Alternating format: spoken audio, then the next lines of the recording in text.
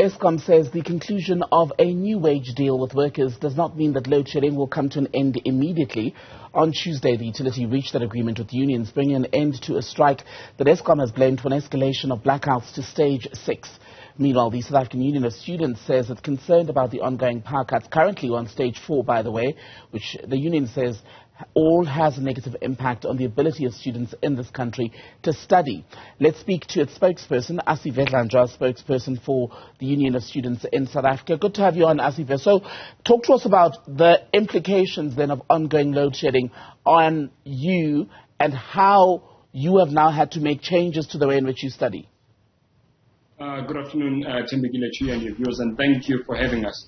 Thembekile, I think we must start from the premise that before our students are students, they are members of community. So the impact that the load shedding has had generally on communities has also been felt by students, but more so by our students, particularly those that come from rural and township backgrounds, who are largely poor backgrounds and working class backgrounds. The reality of the matter is that for the students that are coming from particularly rural areas and townships, electricity in those places, sometimes irrespective of the stage, sometimes goes out from 6 to 8 hours.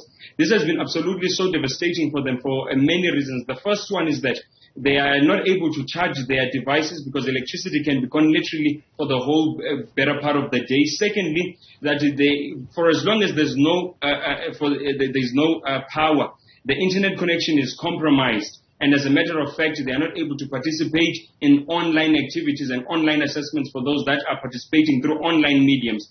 And also, obviously, by the virtue of the fact that also there has been a huge increase in paraffin, a lot of them have written to us that they are not able even to afford that. And because there's no power, they are not necessarily able to be warm, wait, cold, make food, etc. And also they are not able to study because it's dark for the most part, especially during the night. So these are some of the challenges that our students have been facing, particularly from poor backgrounds. Just on studying, Asive, am I right to say that some students are in fact still in the middle of exams at the moment?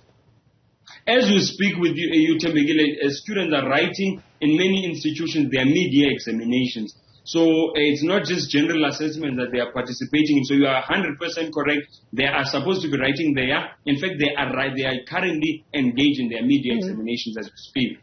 And universities, are they coming to the party? How are they helping? I know the standard features of a university. You've got the library, you've got the computer labs, I don't know what it's called these days, where you can go and get some work done. But is that enough?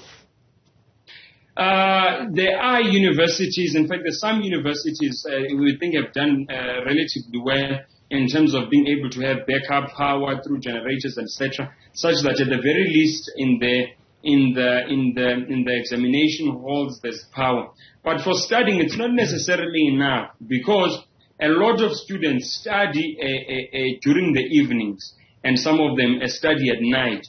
So because our universities are only able to accommodate less than 30% of students in student residences across the country, by the way, and across the 26 universities. So the vast majority of them, over 70% of them, either live at home or they live in private residences, which do not have the infrastructure that the universities would have. So for the vast majority of them, albeit those services are available in the institutions, those services are not available where they are living and where they are supposed to study. So for the majority of them, as I'm saying, unfortunately, they've not been able to benefit from what infrastructure could be available in those institutions. You've also, in your statement, Asive, made a political call. Pardon me. You are calling for President Cyril Ramaphosa to basically get rid of the Eskom CEO as well as the Public Enterprises Minister, Pravin Gordhan. How much do you think that would fix, and why the two of them specifically? It's more than a political. In fact, if anything, we don't even think it's a political call because it is a realistic and a substantive call that we are making. At the helm of the challenges that we are facing in the power utility lies the leadership, or rather the lack thereof, of Pravin Gordhan and Andre de Ruyter.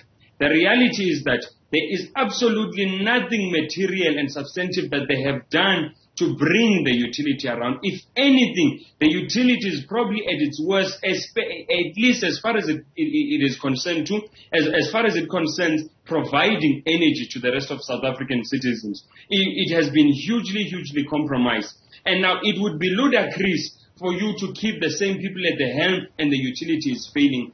We will not accept for any longer the fact that someone is going to be there for 2 or more years and things get worse and nothing seems to be getting any better. There has been absolutely no evidence or empirical evidence that suggests that there has been something about Pravin Gordhan or Andre de Ruyter that suggests that the utility is turning around for the better. Well, the call for them to be fired, for them to resign, is not a new one. Other organizations have also made it. Those who defend them say, well, the problems at Eskom predate both men and that they're doing the best that they can with an aging set of infrastructure that no one can fix overnight. So even if they left, you wouldn't have uninterrupted power supply tomorrow or even by December. Do you find that to be an acceptable explanation for why firing them is not going to fix the problem? It's unacceptable. It's unacceptable because as a country we have many structural challenges. Some of them that the government is responsible for, and some of them SOEs, etc. If we used that argument, it means that for everyone, including government, and where you see that there is inconsistency in this, it does not make sense that where you believe that government is failing in certain areas, you call for change of leadership. But in certain areas, no, we must accept the fact that this is an inheritance and a remnants of the past. We can't accept that. Let us, and why also we can't accept that, is that the utility has not always been as weak as it is under their leadership. The one common denominator between the weakness of, in fact, between what we're experiencing now is probably the weakest the utility as it has been. It has been under the leadership of Pravin Gordhan and Andre de Ruyter. So that is absolutely unacceptable. And we believe, honestly, that if the president cares even so slightly about the dignity and about the human rights of South Africans, that he will get rid of them, because this is beyond Tembegile. It's beyond students, it's beyond politics. The last weekend, I was in the rural areas, and the grannies were saying they have not been able to go and collect their chronic medication that they need to live, because they cannot afford the taxi fare to be able to go. So the reality is that the country is, their basic human right to health is now compromised. The basic human right to shelter, the basic human right to work, the basic human right to education is being compromised by what seems to be an ailing state of the economy. And the president needs to do something about it. He needs to bring us into confidence. Wow. Petrol cannot be almost 30 rand and no one is saying anything about it. Some say the president is also part of the problem, and some say he too has not acted fast enough to resolve the energy crisis in this country, including the cost of living crisis, which is just now taking shape officially. But we know in South Africa, the cost of living crisis has been a daily reality for the poor for decades now. So if there's no action taken as far as what you are putting forward, what are you as the Union of Students willing or saying you will do about the situation? We are engaging as we speak, and we are going to carry on to engage with other members of civil society. And if the president is not going to heed the calls, our calls which we make reasonably, we will be left with no other alternative but which is mass mobilization, as we saw in the past. Maybe it would be unfortunate that the only language that our government might understand is that of mass mobilization.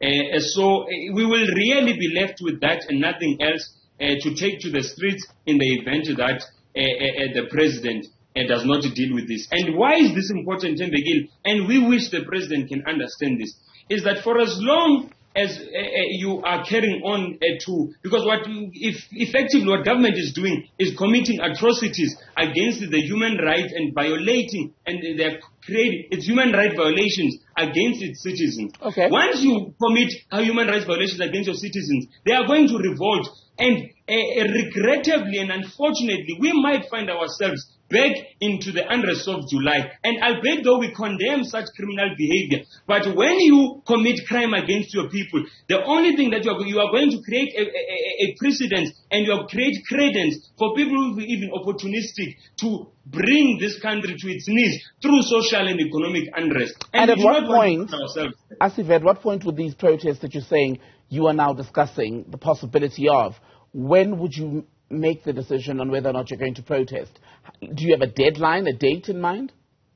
Not necessarily, because we with this one, unfortunately, unlike when we are dealing with issues just that affect directly the higher education sector, where we know exactly who are the stakeholders, and there we would probably be able to give a determination. But the challenges we are speaking about are national challenges, and we're engaging with stakeholders across sectors, not necessarily in the higher education sector. So there are other partners whom we are speaking with who are currently, as we speak, engaging with certain segments of government, including the presidency. So we are hoping that from the engagements, because also we are not engaging in bad faith, we are not making the call to the president in bad faith. We are hoping that there might be some movement that will be made by the government to heed the calls of the public. But in the event that they are not, we will not be able to tell when that will be,